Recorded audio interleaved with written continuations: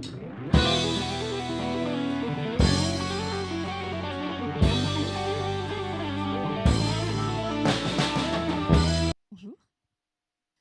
Ici. Donc moi c'est Aurélie Luong. Donc j'ai écrit un roman qui s'appelle Quand vient la Horde, qui est mon premier roman chez Scrinéo. Voilà. Donc qui est de la dark fantasy, évidemment. Ce que je mets moi dans la définition, alors je ne sais pas s'il y a une définition officielle. Je ne me suis pas renseignée dans les classifications, est-ce qu'il y avait quelque chose en tout cas où tout le monde est d'accord. Pour moi, c'est pas tellement, évidemment, en général, c'est avec beaucoup de violence, mais c'est pas tellement ça le marqueur fort, c'est surtout le monde, l'ambiance, l'atmosphère. Est-ce que finalement c'est un monde qui est très dur, ou est-ce que c'est un monde dans lequel en fait, les gens s'en sortent? Voilà, moi je mets surtout dans tout ce qui est autour en fait. Donc je peux avoir un roman très violent, mais qui ne sera pas forcément dark, parce que finalement, il se passe plein de choses chouettes dans le monde où ça pourrait se passer. Ah oui, c'est vrai. Il me semble officiellement que c'est aussi lié aux personnages qui ne sont pas héroïques, qui ne sont pas dans la trajectoire de sauver le monde. Qu'en Dark Fantasy, on ne cherche pas à sauver le monde, on cherche plutôt à y survivre.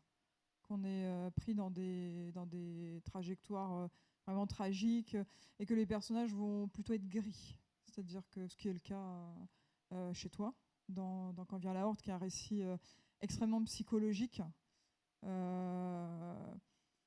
et vraiment très intéressant sur ce plan-là, où voilà, les personnages, que ce soit de ta commandante Yek Catelina, chef de guerre mercenaire, ou son personnage principal Ivan. Voilà, on n'est pas dans des héros tout blancs qui vont sauver le monde. Hein. C'est vraiment très intéressant chez toi de découvrir cette alliance que vont faire ces deux personnages. Moi aussi, c'est ça qui m'intéresse dans mes textes, c'est cette dimension psychologique, d'avoir des personnages qui vont agir avec leurs moyens. Et notamment, j'ai aussi dans Yardam, par exemple, le personnage principal n'est vraiment pas sympathique. On pourrait se dire qu'on le déteste, et moi, je veux inviter le lecteur à le comprendre, en fait.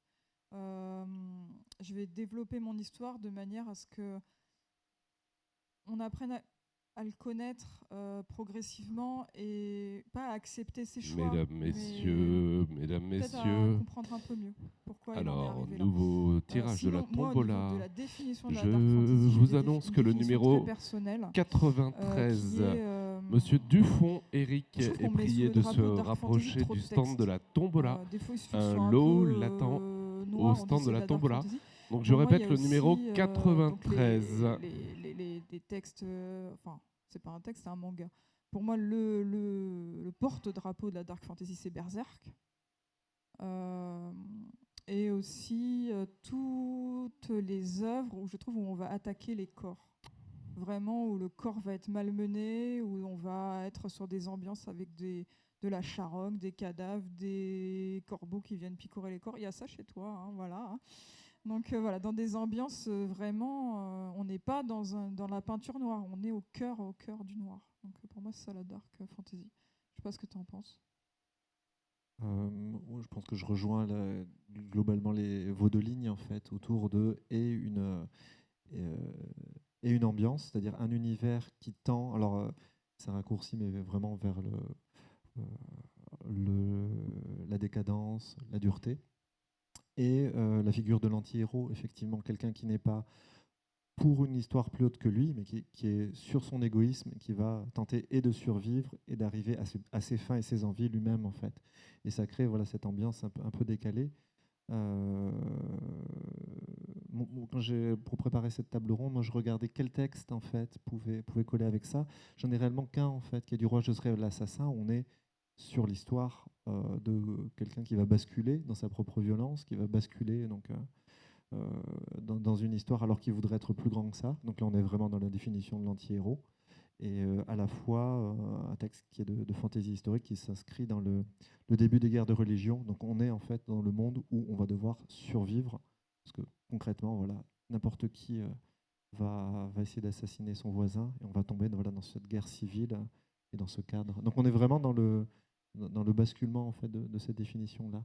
Après, c'est vrai que moi je te rejoins dans le sens où je me suis posé la question, on met beaucoup de choses en fait derrière le terme de dark fantasy et c'est compliqué, je trouve, d'avoir une définition qui corresponde à tous les ouvrages.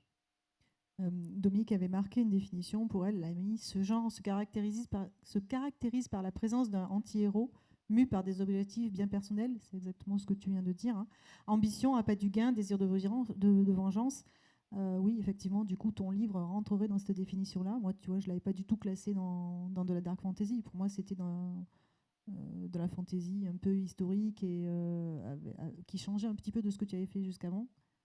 Mais je ne l'aurais pas mis en dark fantasy, tu vois, par exemple. Alors que si on lit la définition, on y est exactement, quoi. C'est ça qui est intéressant, c'est que je pensais pas avoir écrit un roman de dark fantasy. Donc en allant sur cette table, moi, ça m'a surpris effectivement de me dire, mais en fait, si, en fait, ça correspond complètement à ça. C'est pour ça que je pense qu'il y a aussi, et là j'interroge mes collègues, est-ce qu'il n'y a pas une intention au départ aussi qui est importante? C'est-à-dire, moi je reste sur un roman historique très noir, très sombre, avec une trajectoire très tragique pour ce personnage qui va sombrer dans la violence, qui va sombrer sur ses propres désirs. Mais est-ce qu'il ne faut pas un peu plus que ça? Parce qu'il y a quand même, dans vos deux textes, enfin dans vos romans, il y a quand même cette volonté-là. Voilà, on sent, quand vient la horde, dès le départ, on sait que c'est dur, on sait que c'est noir, et on sait qu'il y a des anti-héros sur le récit. Non, oui, c'est complètement ça. Je pense pas qu'on tombe dans la dark fantasy par hasard en se disant je savais pas quoi écrire, bon. C'est tombé comme ça. C'est une vraie intention et c'est un vrai choix qu'il faut faire parce que c'est pas anodin. Déjà ça va plonger le lecteur dans quelque chose qui peut être assez difficile et nous on va y passer un certain nombre de mois voire d'années. Donc oui, on le fait pas par hasard parce que on voulait écrire finalement l'autobiographie de je sais pas qui et bon, c'était déjà fait. Après, on peut aussi dériver, hein, parce que là, moi, le roman que j'écris actuellement, au départ, je me suis dit, je vais écrire un roman pour les enfants. Voilà, à partir de 12 ans, il y aura un dauphin, et puis ça sera sympa et tout. Et puis, je suis complètement partie en vrille, mais vraiment. Donc, c'est parti sur un truc d'horreur pour adultes. Et bon, finalement, j'ai laissé tomber le dauphin, je le transforme en requin, parce que c'est quand même un peu plus... voilà. Non, on peut aussi dériver à partir d'un récit qu'on avait prévu pour les enfants et qui part en dark fantasy. Donc tout peut arriver avec la dark fantasy. Surtout chez toi. Ouais. Mais en fait, moi j'ai quand même pas mal évolué aussi dans mes envies parce que je suis partie du Roi des Fauves, qui est un récit vraiment très sombre pour le coup, qui est un récit qui va plonger les personnages dans les ténèbres. C'est-à-dire qu'on démarre avec un trio d'amis qui sont vraiment les meilleurs amis et qui vont être en fait qui vont sombrer. On va les voir sombrer. C'est-à-dire la trajectoire elle est descendante. Le Roi des Fauves c'est une spirale négative, c'est-à-dire on s'enfonce dans le noir, dans le noir, dans le noir. On finit dans le noir. Le Roi des Fauves c'est de la pure dark fantasy.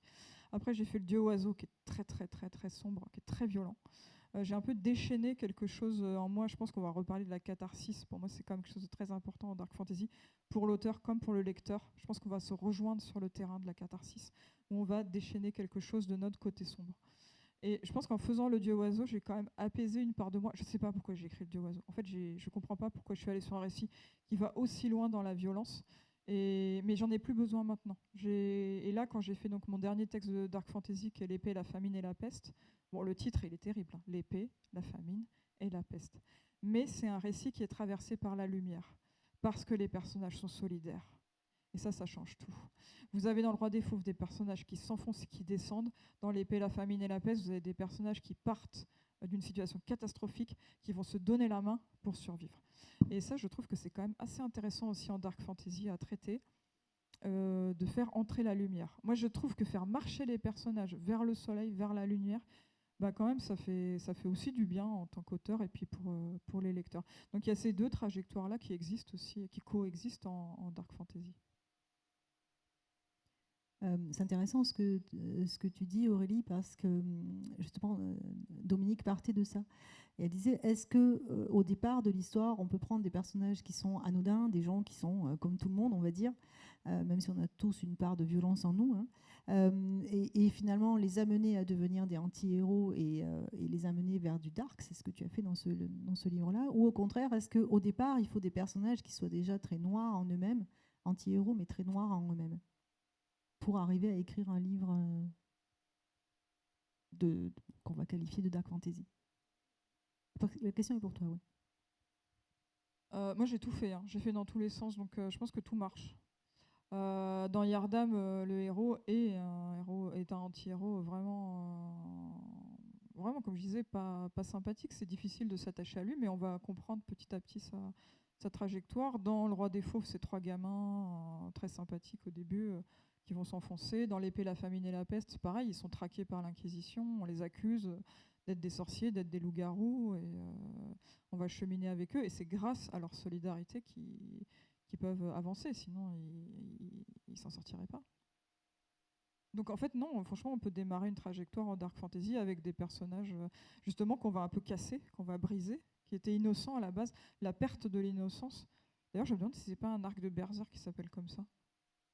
Ça te dit quelque chose? Oui. Ouais, avec la... Bon, alors Berserk, pour le coup, lui, dès le début, il est fracassé, le personnage principal. La violence est-elle une part obligatoire en dark fantasy? Moi, j'ai déjà une réponse et je vais poser la question à Jean-Laurent.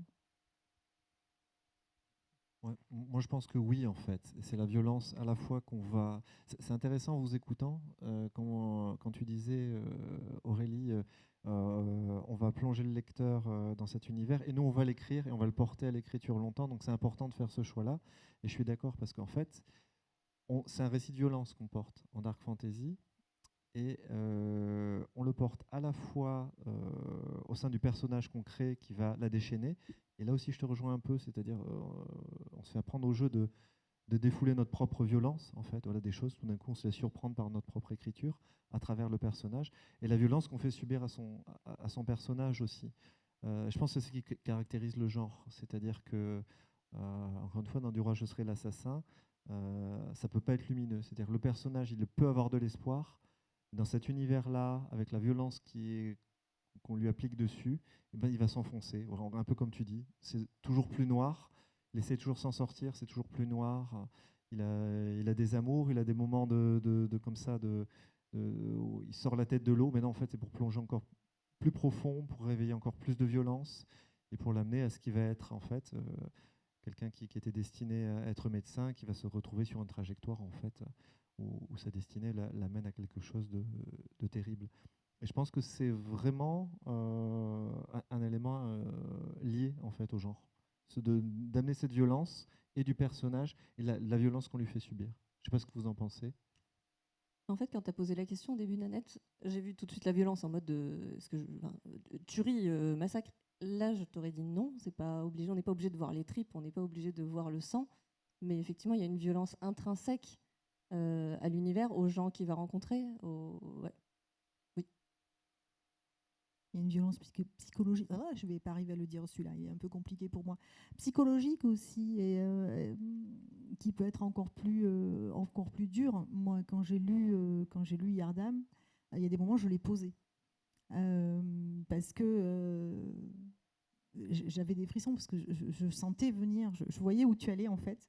Et ça me touchait encore plus qu'une violence, qu'un massacre, quoi, qu'une violence physique. Je crois qu'en plus, tous les trois, on porte des propos, c'est-à-dire qu'on ne cherche pas à faire une violence gratuite, du gore pour du gore. Ça, c'est quand même hyper important. On n'est pas dans du torture porn ou quelque chose qui soit sensationnaliste et gratuit. Ça, je pense que tous les trois, on n'aime pas ça et c'est pas notre but. Notre but, c'est de servir des trajectoires de personnages, des trajectoires qui soient psychologiques, comme dans Quand vient la Horde, qui est très très fine sur ce plan-là. Moi, je suis très, très admirative de ces trajectoires des personnages. Et oui, donc du coup, il y a de la noirceur psychologique, et c'est ça qui est intéressant. Enfin, c'est ça qui nous branche aussi, quoi. Et les lecteurs aussi, je pense. Je pense que les lecteurs, ils préfèrent ça aussi. Dans la salle, est-ce qu'il y a des gens qui préfèrent les gros trucs bien gore? Non, on est d'accord. On va revenir un petit peu sur la façon dont vous écrivez. Vous disiez que c'était quelque part aussi une façon. Est-ce que c'est une façon d'exulter un petit peu cette violence que vous avez en vous, Aurélie? J'ai longtemps réfléchi à cette question quand Marie-Dominique a proposé la conférence. J'ai pas de réponse sur ça. Je sais pas d'où ça vient. Je sais juste que c'est depuis toujours, en fait. Depuis que je suis petite, j'aime bien les trucs dark, en fait. J'écris des trucs dark, même quand j'étais au primaire. Je sais pas pourquoi. Tout va bien. Personne ne m'a traumatisée, mais je sais pas d'où ça. En tout cas, c'est sûr que c'est là. J'ai souvent réfléchi à me dire, ah bah tiens, si j'écrivais un feel good. Mais j'ai aucune idée, en fait. Il n'y a rien qui vient. C'est des gens qui vont bien où il se passe rien. Bon, donc je sais pas d'où ça vient, mais ouais, c'est sûr qu'il faut que ça sorte. Et je trouve que c'est une façon de... En tant qu'auteur, forcément, on se projette dans les personnages dans le sens où ils vont rencontrer énormément de conflits. Et c'est ça qui va les faire évoluer. Et évidemment, dans la dark fantasy, les conflits sont très durs. Donc en fait, finalement, au niveau trajectoire, c'est ultra intéressant. En fait, la façon dont un personnage peut se transformer ou ne pas se transformer et aller vers le pire. C'est passionnant en fait. C'est passionnant à écrire, c'est passionnant à lire parce que c'est ce que je lis aussi. Ouais. Je rebondis sur ce qu'elle a dit parce qu'en fait, on a passé une semaine de vacances ensemble au début du mois de juillet pour travailler évidemment. Et non, c'est très sérieux. Et en fait, on s'est rendu compte toutes les deux que le premier texte qu'on a écrit enfant, c'était une horreur. C'était des tueries et tout ça. Moi, c'était l'histoire d'un loup en fait qui allait dévorer les humains. Donc voilà, je sais pas. Et franchement, on était petites, donc c'est vraiment bizarre. On sait pas d'où ça vient. Je crois qu'on traîne avec nous tout ce cortège d'ombre depuis toujours, quoi. Donc c'est sûrement une manière aussi de les exorciser.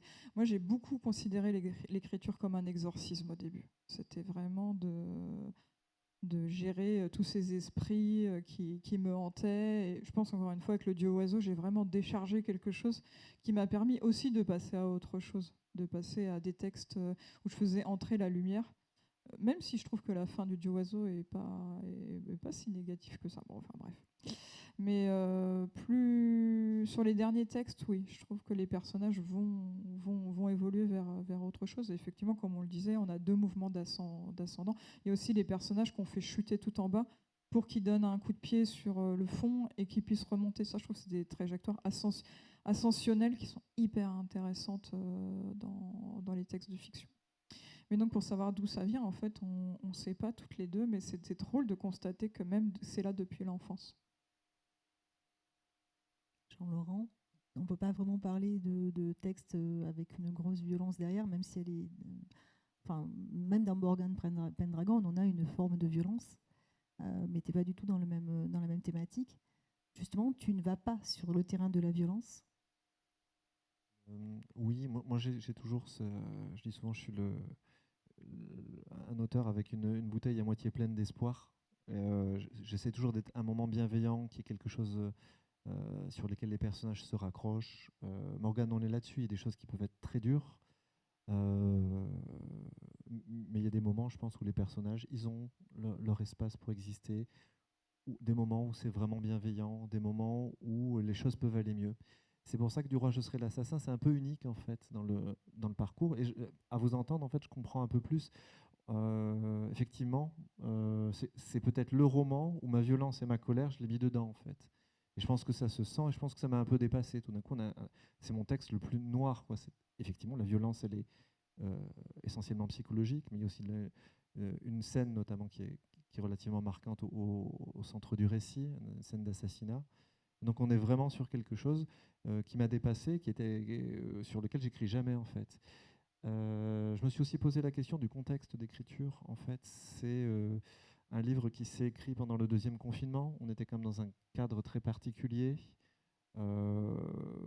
J'étais seul face à mon écriture, seul face à moi-même, période un peu compliquée. Je pense que ça a joué quand on dit on écrit avec ce qu'on est. Oui, évidemment, on projette de soi dans ses héros. Mais là, je pense réellement, ça a exulté une part assez unique en fait de mon écriture, qui est quelque chose d'assez rude, d'assez âpre, d'assez violent. C'est pour ça que le texte du Roi, je serai l'assassin est particulièrement sombre. Ouais. Et maintenant que tu as sorti ça, que tu l'as exorcisé, Oui, ouais. Puis et c'est pas pour rien que derrière, en fait, je suis passé sur autre chose. Par exemple, quand après ça, il y a des choses, voilà, sur le, sans dire que j'ai fait le tour de la violence. Effectivement, j'ai exorcisé quelque chose. Donc là, au bout d'un moment, j'avais besoin de lumière, j'avais besoin que ça aille mieux. Sur les autres cycles que j'ai attaqués, je voulais des gens qui gagnent, que ça se termine bien, du bonheur. Ouais, c'est quelque chose de difficile à appréhender. C'est pour ça que je suis assez impressionné que tu aies pu, Aurélie, enchaîner autant de livres euh, durs, parce que je pense que tu laisses de toi dedans, quand même, au fur et à mesure. Hein. Oui, c'est sûr enfin, on met nos tripes, justement, dans les romans, on met de soi. Mais après, Stephen King, on lui posait beaucoup la question aussi de ça, et lui, il dit toujours qu'il a eu une enfance normale, dans une banlieue pavillonnaire et tout ça. Donc c'est vrai que c'est assez mystérieux pourquoi on est des écrivains d'horreur, de dark.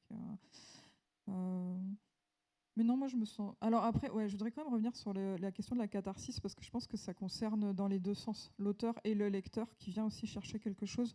En fait, quand on lit un récit de dark fantasy ou d'horreur, on va pouvoir aussi éprouver ça, mais en sécurité. Je trouve même que c'est quand même plus facile, entre guillemets, que de subir un film d'horreur où vous êtes un peu coincé, où l'image va vous agresser. Après, tu disais avec Yardam, tu vois, tu l'as posé. Je trouve qu'avec les films, c'est plus compliqué parce que ça défile et ça vous agresse très fort. Moi, par exemple, pourtant j'ai une bonne carapace, mais le film Saw, pour moi, c'est du torture porn et ça, j'ai pas supporté en fait. J'ai regardé le mur pendant toute la séance. Donc voilà, on a quand même des attentes aussi, voilà, que ce soit pas gratuit et donc pour la catharsis de pouvoir éprouver tous ces sentiments sombres, mais aussi dans un espace où on peut les regarder avec un sentiment de contrôle et de purger ça. Mais pour vous, enfin pour le lecteur comme pour l'auteur, vraiment, je pense qu'on se rejoint sur ce terrain-là. Et les lecteurs du Dieu Oiseau, j'ai beaucoup de gens qui sont très fans de ce livre-là en particulier, parce que ça produit quelque chose. Il est violent, quoi, et c'est un choc. Donc j'ai eu des personnes qui m'ont dit ouais, ça m'a remis à la lecture comme une sorte d'électrochoc avec ce bouquin. Et c'est drôle, je trouve qu'on se rencontre eux et moi sur un terrain très particulier, quoi. Mais c'est même un terrain un peu intime de cette noirceur-là et de cette violence-là. On se rejoint dans un univers très particulier. Je suis sûre que j'avais d'autres trucs à dire.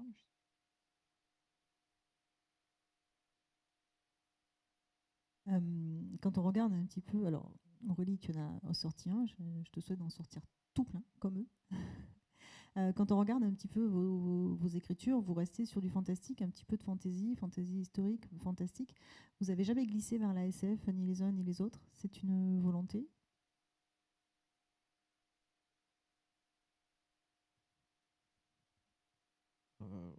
Oui, c'était un choix, mais c'est un choix par défaut, c'est-à-dire les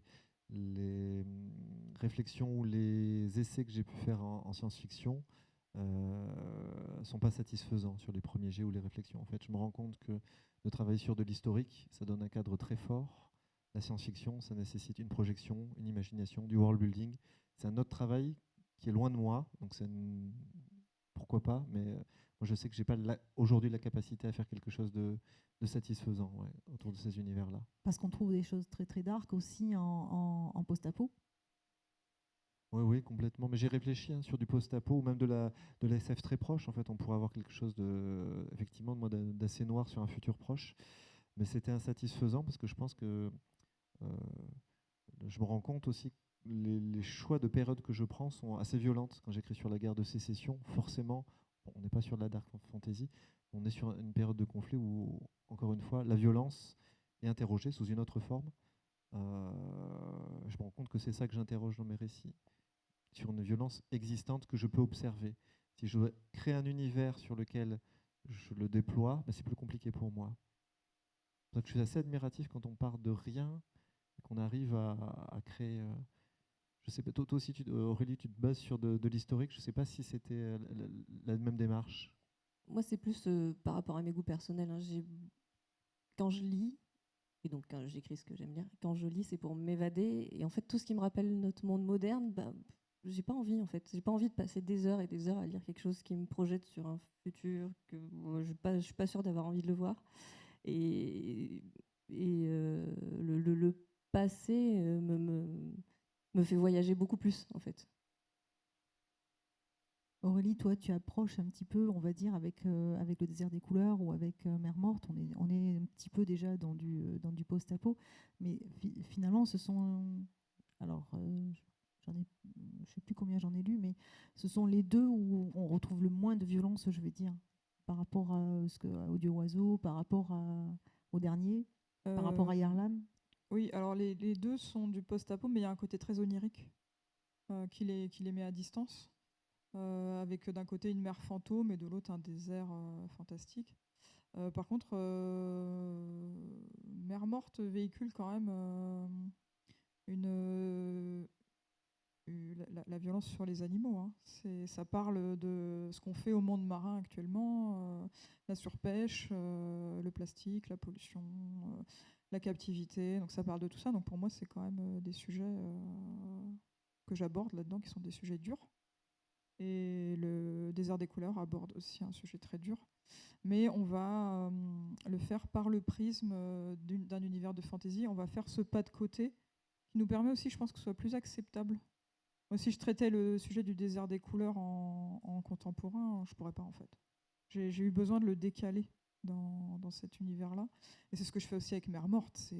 En fait, je décale une réalité insoutenable, mais dans un univers onirique, avec aussi un peu de poésie qui les rend plus faciles à considérer. Dominique parlait dans la construction des textes de Dark Fantasy d'une descente à un moment donné, d'une spirale de tension, un petit peu comme vont écrire les auteurs de polar et les auteurs de thriller, où ils vont aller chercher, c'est ce que tu as fait dans le Dieu oiseau, où en fait ils vont aller chercher cette spirale où ça noircit au fur et à mesure, où chaque fois on avance dans cette noirceur. J'ai pourtant pas la sensation que ce soit systématique dans vos écrits. Quand on prend... alors il est super long le titre du livre d'Aurélie, La famine, la peste, l'épée, la famine, la peste. On n'a pas cette spirale en fait. J'ai l'impression qu'on est plutôt dans une sorte de vague et on rebondit. Est-ce qu'il y a une structure narrative que vous allez essayer de garder ou est-ce qu'au contraire vous laissez libre cours? Et deuxième question qui rebondit dessus, du coup, comment vous écrivez? Vous êtes plutôt à faire vos plans à l'avant ou au contraire vous vous laissez porter par vos écrits? Je rebondis à chaud. Pourtant, alors l'idée de la spirale qui a déjà été évoquée par Aurélie est assez juste. Et moi, il y a, si je fais un parallèle, quand vient la Horde, tu me dis si je me trompe, et du Roi de l'Assassin, il y a quelque chose d'assez similaire. On est quelque chose sur un personnage qui s'enfonce. À un moment, on a l'impression que ça va remonter. Et en fait, c'est pour s'enfoncer encore plus. Et je trouve que ça, en Dark Fantasy, l'horreur aussi, c'est un peu ça. On fait une première plongée. On a l'impression que les choses peuvent revenir. À un moment, il y a tout l'aspect relationnel entre la capitaine et le narrateur. C'est assez intéressant. Et tout d'un coup, on replonge encore. Donc, je me demande si c'est pas ça, en fait, le propre. C'est-à-dire que la remontée n'est pas impossible, mais la remontée, elle sera toujours suivie d'une descente encore plus profonde. Et c'est ça, la Dark Fantasy. Et le chemin narratif d'un anti-héros, en fait. C'est qu'il peut essayer de remonter, mais invariablement, il descend de plus en plus bas, de plus en plus bas, de lui-même ou contre lui-même d'ailleurs. Je ne sais pas ce que vous en pensez par rapport à ça. Après, c'est un peu ce que disait Aurélie au début, c'est tout est possible. Après, il y a des choses, effectivement, quand tu finis vers du positif, c'est forcément moins dark, donc tout dépend de ce que tu veux faire. Sur la trajectoire, oui, effectivement, on est vraiment sur une espèce de cloche, hein. C'était ma vraie intention depuis le début de se dire Mais j'avais réfléchi à me dire, au tout début, je voulais faire quelque chose qui allait de plus en plus vers le sombre. Et en fait, même pour moi, c'était trop, en fait. C'était trop dur. Il n'y a jamais de moment où tu dis, oh, la vie, c'est un peu chouette. C'est vraiment de... Et en fait, j'ai pas pu. Juste, je rebondis, mais est-ce que c'est pas encore plus violent, en fait, justement, de dire qu'on va essayer de mettre de l'espoir à un moment dans le récit, puis on l'enfonce encore plus. Paradoxalement, je me demande si je réfléchis là vraiment à brûle-pourpoint, si c'est pas en fait beaucoup plus violent, parce que quelqu'un qui sombre, bah, il sombre, voilà, on le voit sombrer, c'est dur, on l'accompagne. Mais là, à un moment, on redonne de l'espoir à un texte et on lui remet la tête de l'eau pour le mettre plus en bas. Ouais, je trouve que c'est encore plus cruel finalement. Oui, c'est plus cruel. Ouais, En c'est tout plus cas. C'est cruel. plus cruel. Ouais. Aurélie, c'est un peu ce que tu fais aussi dans Yardam, hein, parce qu'à un moment donné, on a une petite pointe d'espoir là, un petit passage, et puis Ah bon, ça Ah ouais. Tu vas le relire. Ouais. Non, effectivement. Donc sur les structures, bah, la spirale, la cloche, et puis ce que je disais tout à l'heure aussi, le coup de pied au fond qui fait remonter avec les trajectoires ascensionnelles, c'est que moi je trouve ça quand même sympa. Mais Juste oui. sur Yardam, moi je le trouve pas. Je trouve qu'il finit plutôt. Oui, il finit positivement. plutôt bien, mais à un moment donné, Ouais. moi j'avais de l'espoir aussi. Je me disais, ah ça y est, ça y est, ça y est. Ouais. Et ben non, ça y est pas. Oui, parce qu'on attend quelque chose qui se passe pas dans Yardam. J'aime bien les surprises.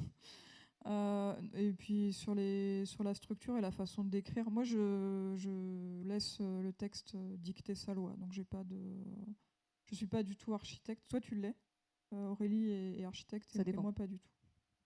On va juste rappeler du coup architecte ou jardinier. C'est architecte, c'est de prévoir avec son récit avec un plan et d'avoir un synopsis détaillé et de suivre son plan. Et le jardinier, c'est celui qui laisse pousser, qui plante une graine et qui laisse pousser la plante de façon un peu folle et après qui va retailler en second en G numéro 2. Mais donc oui, moi j'aime bien laisser le texte avancer en dépit de mes attentes, de ma volonté, je laisse faire. Et toi, Jean-Laurent? Et toi, je sais pas du tout, oui. Alors, moi, je suis complètement les deux, en fait. C'est-à-dire qu'au départ, j'étais plutôt un jardinier. Du Roi, je serais l'assassin, c'est vraiment sans plan. Même si j'avais une structuration en partie qui était définie. Je n'avais rien à l'intérieur. Mais aujourd'hui, je travaille avec les deux, en fait. J'ai voulu de plus en plus m'astreindre à essayer l'architecte pour m'ouvrir des possibilités sur l'écriture, justement, et pas être resté bloqué sur un format. Et voilà, j'alterne entre les deux. Donc on est vraiment sur un panel pour la création initiale du texte, beaucoup plus large. Par exemple, Vainqueuse, le prochain, c'est un plan détaillé. Morgane, c'est complètement jardinier. Donc il n'y a plus de règles. Plus de règles. Et Je suis fille de rage, c'est construit ou tu as laissé complètement Alors c'est complètement jardinier et en plus déchronologique, c'est-à-dire alors évidemment ça suit les 4 années de la guerre civile américaine, mais j'écrivais dans le désordre ce que j'avais envie d'écrire et puis après j'ai fait comme si je faisais des prises de cinéma parce que c'est un roman choral à une douzaine de personnages, des chapitres très courts avec voilà des militaires, mais aussi des civils, des poètes qui ont traversé les 4 années de la guerre de sécession, donc la guerre civile américaine. Et voilà, ils ont chacun leur trajectoire personnelle. J'écrivais des bouts de leur histoire et après j'ai remonté petit à petit l'histoire en complétant quand il y avait des parties qui manquaient. Donc oui, on est vraiment sur un pur et dur jardinier là. Après, il y a aussi l'entre-deux hein, que les auteurs connaissent bien. Hein, c'est comment on appelle ça? Enfin, c'est vraiment le mix entre les deux. Le paysagiste, voilà, c'est joli comme tout. Et où vous faites un plan mais très sommaire. Et comme ça, Gabriel Katz, il a une bonne image. Il appelle ça les arêtes de poisson. C'est-à-dire qu'en fait, chaque arête est un événement un peu marquant qui va guider votre écriture des grands axes du récit. Et ça vous laisse la liberté du jardinier tout en vous sécurisant un peu. Vous savez où vous allez. Vous avez vos grands axes. Donc moi, en vérité, je fais un peu paysagiste comme ça. Je fais un plan très très sommaire, mais je me laisse beaucoup de liberté. Et moi, c'est surtout ça que j'aime bien parce que j'ai vraiment le sentiment, en fait, que les histoires viennent s'incarner en moi, que je suis uniquement le vecteur d'un esprit récit qui choisit de s'incarner à travers moi. Je laisse venir et je suis à son service en fait de raconter l'histoire qu'il voulait porter au monde. Et je trouve ça incroyable. Je trouve que c'est des sensations complètement démentes Parce que par exemple cet été, j'avais vraiment l'impression d'avoir donc mon personnage de dauphin qui est devenu un requin, qui s'appelle Calicéros, qui est vraiment une bête extraordinaire, très inquiétante, et de le sentir nager à côté de moi. Et je veux dire, je le laisse vraiment venir et m'imprégner. Et c'est pour ça qu'on parlait aussi d'exorcisme, hein. C'est des esprits. Donc exorcisme, c'est un mot qui est négatif finalement, parce que c'est l'anéantir. Donc nous, on ne va pas les exorciser, on va leur permettre de passer, d'être les passeurs de ces esprits-là, de ces fantômes d'histoire. Et ça, je trouve ça vraiment extraordinaire. Je me dis, mais quelle chance de pouvoir de les sentir flotter à côté de soi, que ce soit Calicéros ou mes chevaux dans Equinox. Des fois, je marchais dans les couloirs du métro et je sentais les chevaux à côté de moi. Tukutu, tukutu, tukutu. Je me dis, mais quelle chance vraiment d'avoir accès à ce monde invisible-là des histoires.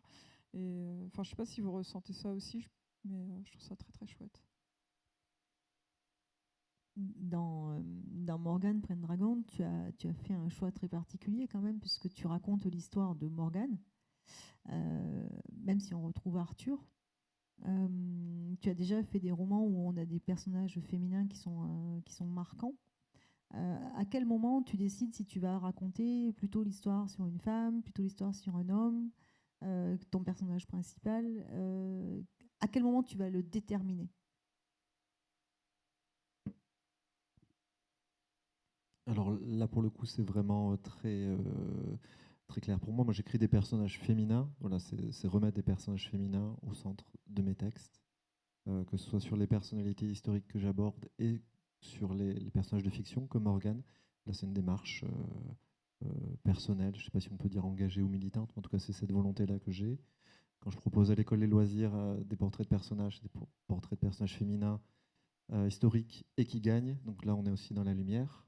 Et au vu de ça, il n'y a qu'un seul roman en fait où il y a un homme, et c'est Du roi je serai l'assassin, parce que c'est un personnage issu, en fait, c'est on va dire l'origine story d'un roman issu d'un autre roman qui s'appelle Royaume de vent et de colère. Donc voilà, c'est un personnage qui a plu au public.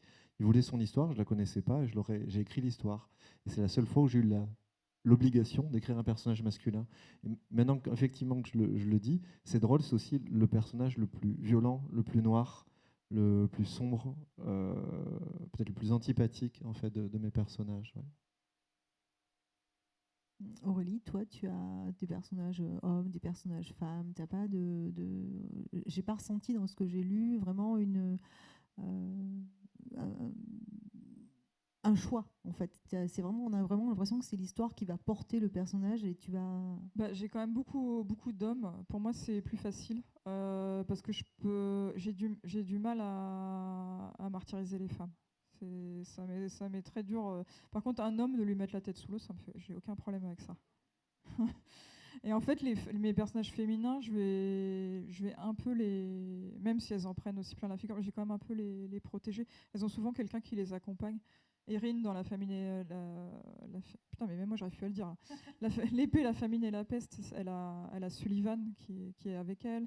Dans La mort du temps, la jeune fille a aussi un chevalier qui est fusionné avec son cheval et un chasseur qui est fusionné avec le loup qu'elle chassait, donc que l'homme chassait.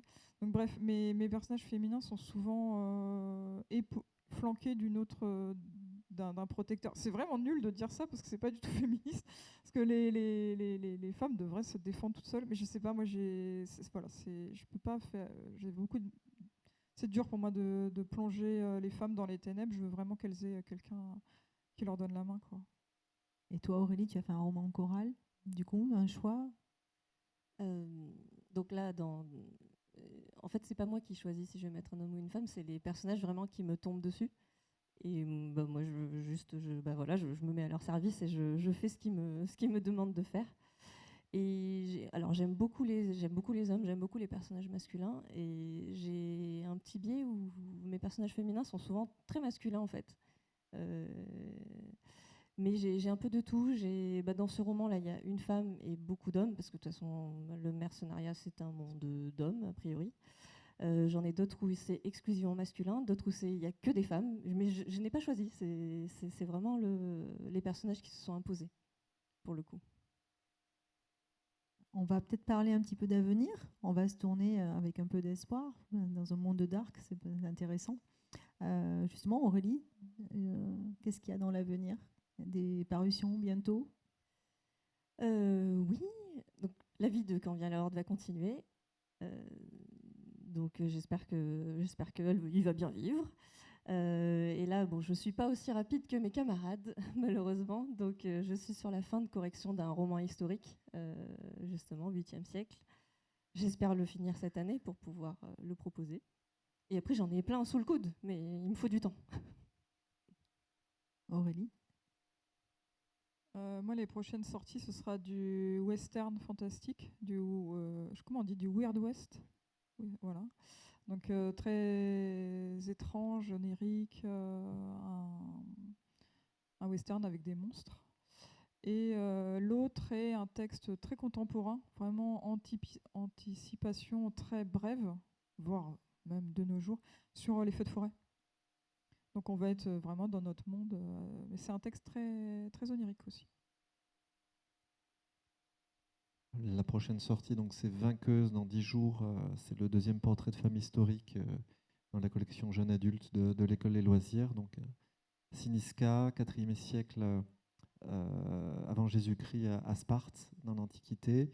Et on connaît son histoire parce qu'elle a fait graver en haut d'un monument olympique. Elle avait gagné aux Jeux Olympiques antiques la course de chars. Donc, qui est cette femme, cette princesse qui va remporter la course de chars, surtout qu'on lui avait interdit de se présenter, mais elle a quand même se présenter. Voilà. Donc, qui est cette personnalité je suis tombé par hasard dessus, et je remercie Sophie Laribi-Glodel, donc une historienne qui m'a fait découvrir ce personnage. Et dans les prochaines sorties, ce sera en mars prochain. On revient dans l'univers de Royaume de vent et de colère. On sera en 1600 à Londres, des intrigues entre magie et théâtre shakespearien.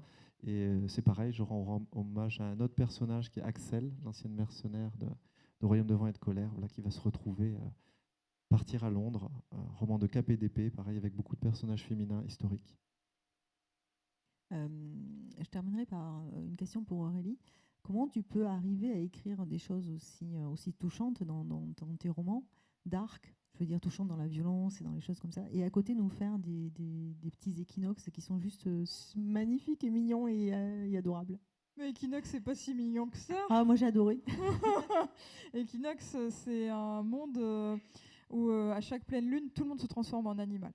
C'est festif, c'est joyeux, c'est vraiment une nuit de fête où on libère tout son côté sauvage. Et en fait, il y a une météorite qui va se cracher dans la lune commence à se fragmenter en morceaux et tout le monde est coincé sous sa forme animale. Et du coup, là, ça va commencer à virer dans un récit un peu plus inquiétant. Oui, mais un c'est peu plus pour les inquiétant. enfants quand même. Hein. Voilà. J'aime bien quand même proposer des récits pour les petits et qui est quand même une légère inquiétude pour étrange. Mais Equinox, c'est aussi un récit. Pour le coup, vraiment, avec que des filles. Il y a un protecteur aussi, mais limite, il sert à rien parce que les filles, elles sont plus fortes et tout ça. Elles se transforment toutes les quatre en magnifiques chevaux sauvages, en chevaux magiques. Et c'est vraiment un récit aussi qui est sur le empowerment féministe. Donc c'est pour les petites filles, pour qu'elles se rêvent en beau cheval sauvage qui partent au galop dans la vie. Voilà. Et c'est très sympa. Je vous invite à le découvrir. Alors, c'est pas très dark, mais c'est très sympa. Je vous laisse le mot de la fin pour dire ce que vous avez envie de dire. Moi, je voudrais juste dire merci d'avoir pris au pied levé cette table ronde. Et voilà, on pourrait lui dire merci sous des applaudissements. C'est pas facile d'improviser une table ronde à la dernière minute. Merci. Aurélie? Non, très bien. Merci beaucoup, Nan. Merci. Et merci à vous d'être venus.